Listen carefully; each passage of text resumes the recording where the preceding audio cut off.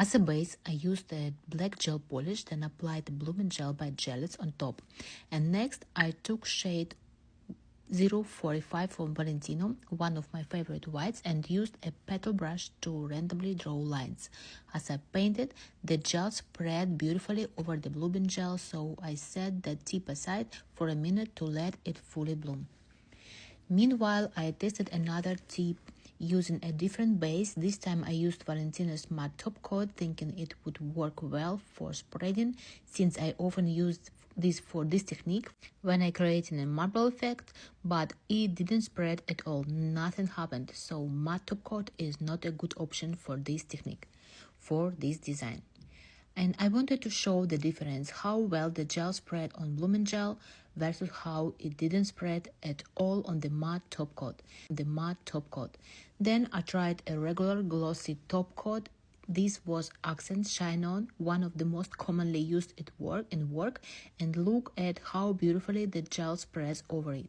So if you don't have blooming gel, a regular top coat like Accent Shine On, which is very popular in the US, works great for this technique, for this design.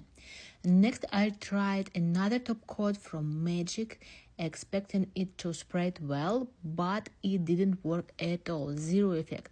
So if you use different top coats, always test them first before starting a design to see how they interact with the white gel polish. And also look how works white gel polish, because it may be also very different result. For my third tip, I went back to using blooming gel and also over camouflage base. This method is great if you want a quick result without applying a separate base color, just work directly on the camouflage base. To add color to design, I created tinted transparent top coats. I simply mixed gel polish with top coat, making a sheer translucent consistency, and applied it over the tip for a subtle tint.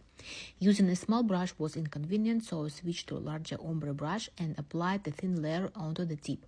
Pink over black looked terrible, but pink over white looked much better, almost like a marble effect. So my conclusion: on dark bases, it's better to use dark tints, blue, green, purple, or even a deep burgundy, which I think would look really cool.